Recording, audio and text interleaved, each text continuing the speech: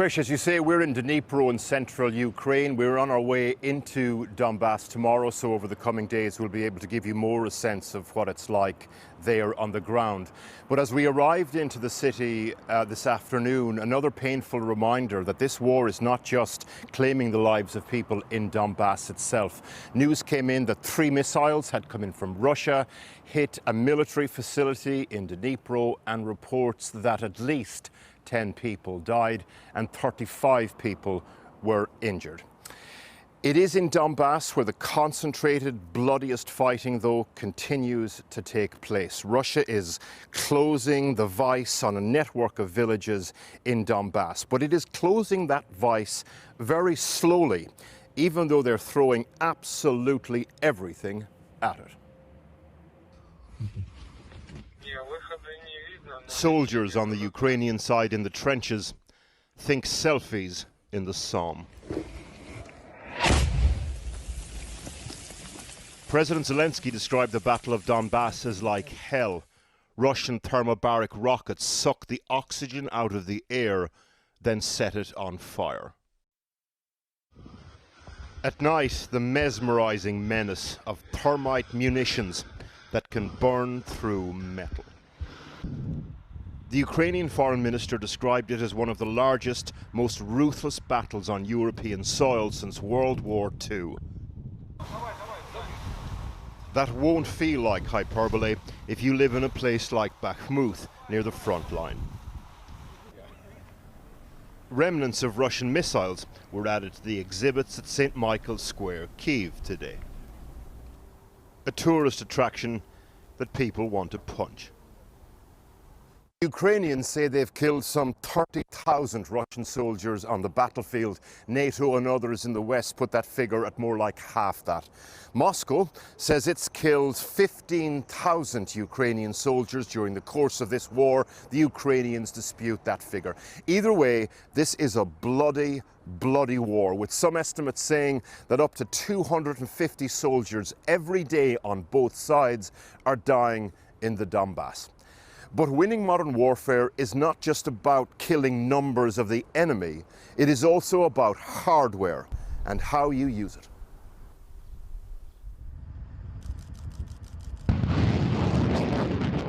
Ukraine has been begging the US for advanced multi-rocket launch systems that are mobile. America had appeared reluctant lest they be used to launch an attack on Russia. Today, though, CNN reported that the Biden administration is preparing to send them to Ukraine. If that announcement comes next week, as reported, it could change the dynamics in the Donbass. Russian forces are slowly encircling a host of towns. Places like Lyman have fallen. Reports of Russian units on the outskirts of Soverodonetsk. Next door is Lysychansk. A place name that might not mean much to everyone, but means everything to Yulia and her daughter Alyssa, who had to leave there. Украина моя родина, но именно этот город, это как мое сердце, моя душа. Alyssa has cerebral palsy. She was born in the bomb shelter of the hospital in Lysychansk during the war in Donbass in 2014. Like others in this refugee center in Dnipro, just got over one conflict when this one began. Там родился мой ребенок. Это самое главное. Так получилось, что мой ребенок тоже родился во время войны, первой войны 2014 года. Она родилась, можно сказать, в подвале.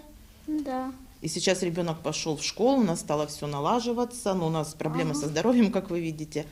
Ребенка только стало все немного налаживаться, и снова у нас война. There is a world in which Ukraine could compromise places like where these families are from, with a view to wearing down Russian forces in the hope of retaking them later. For the Russians, taking these towns equals desperately needed wins. For the people here, though, the strategic objective is just get back home.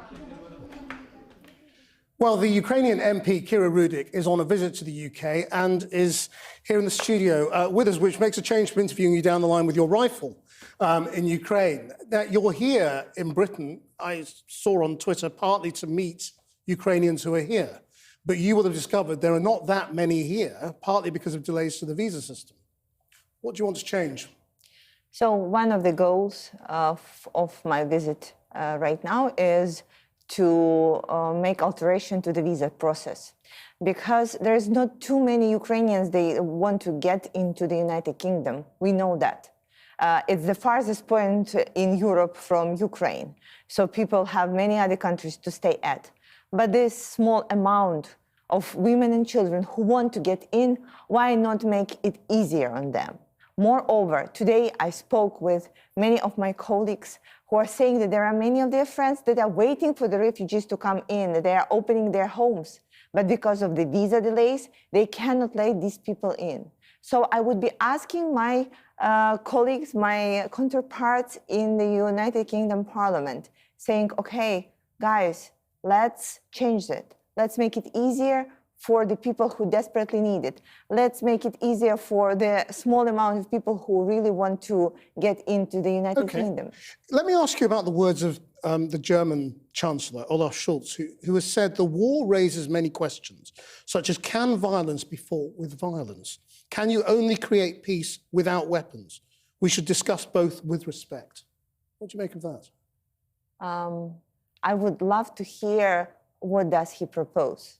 These are great words and they are very philosophical, but they do not answer the question of what to do when Russia starts the war on Ukraine. They does not. My country, my people, we have an answer. We are standing up and fighting, and we will continue fighting because we have no other chance.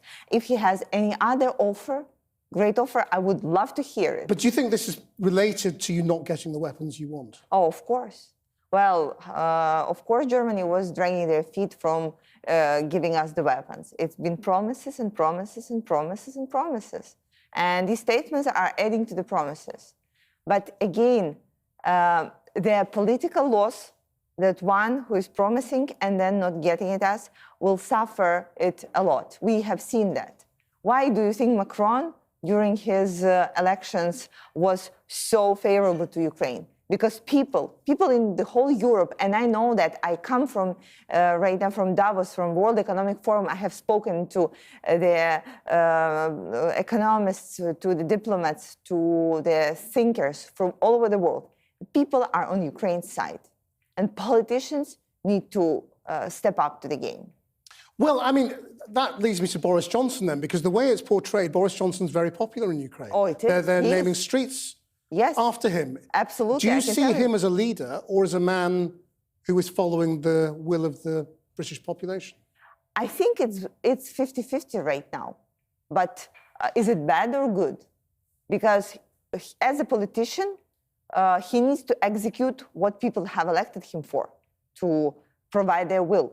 And as a leader, he needs to make sure that this will is acted on wisely. I think in terms of Ukraine, he balances very well.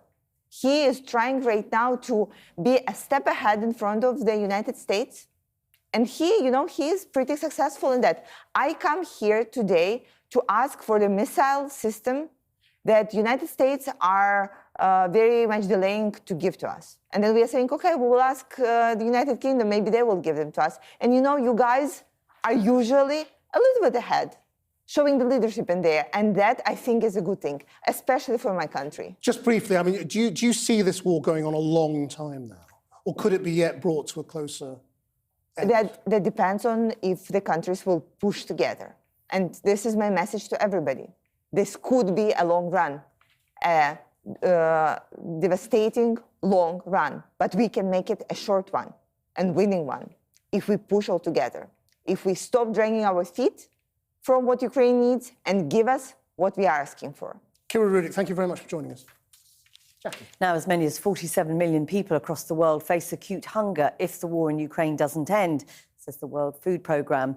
Ukraine and Russia are major exporters of the wheat, maize and barley that hundreds of millions of people depend on in some of the poorest parts of the world.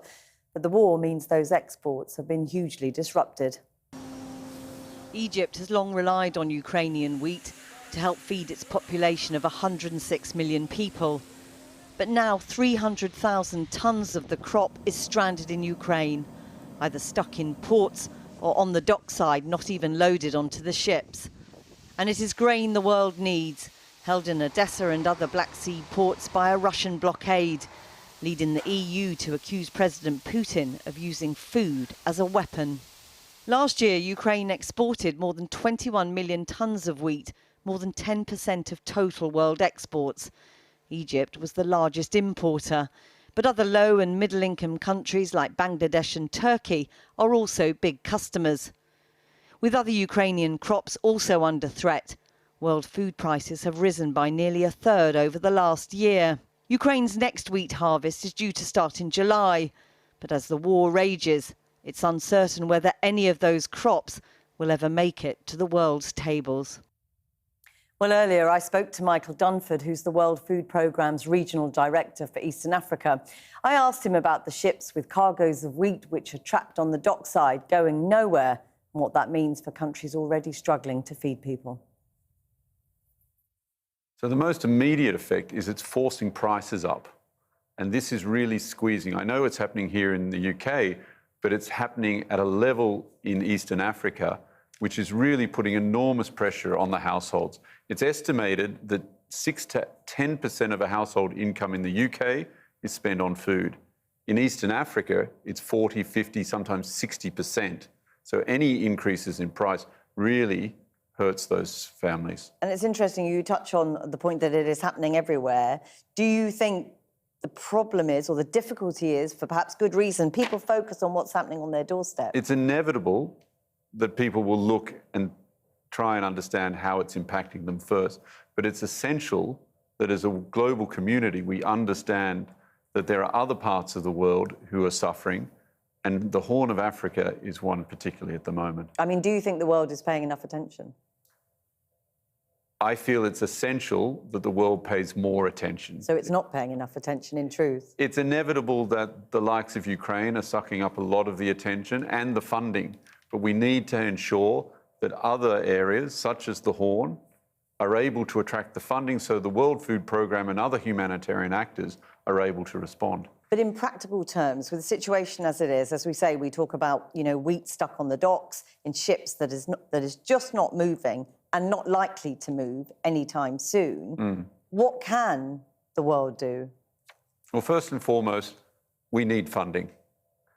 In response to the current crisis of the drought, the World Food Programme needs to respond and meet the needs of 7.8 million people, but the cost of that is now almost $1 billion. In addition, we need the world to come together at this point, not to go into isolation, not to think only of themselves, but to look at this as a global crisis. But given that the war rages on in Ukraine, with little sign at the moment of it ending, I mean, are there alternative sources of crops, alternative sources of food that could be accessed? There are, and the World Food Programme is exploring those. The trouble is it comes with an increase in the costs. So every month we are spending upwards of $20 million a month more to meet those needs. That's adding to the cost of our operations. At the same time, the number of people acutely food insecure continues to increase. I mean, exactly as you say, you talk about the Horn of Africa, but we know Yemen, we know Afghanistan, we know millions of people are facing really dire consequences. Unless we receive funding, unless we are able to mobilise our operations, unless we're able to upscale, very difficult decisions are being made. In Somalia at the moment, it's estimated 40% of the population is affected. We already have people in catastrophic situations. 1.4 million children are malnourished. If this continues, and if we are unable to meet their requirements, many of those children are going to die. How optimistic are you that something will be done that can bring about action quickly enough to save the lives of children across the world? I have to be optimistic, because otherwise the alternative is too bad to think of.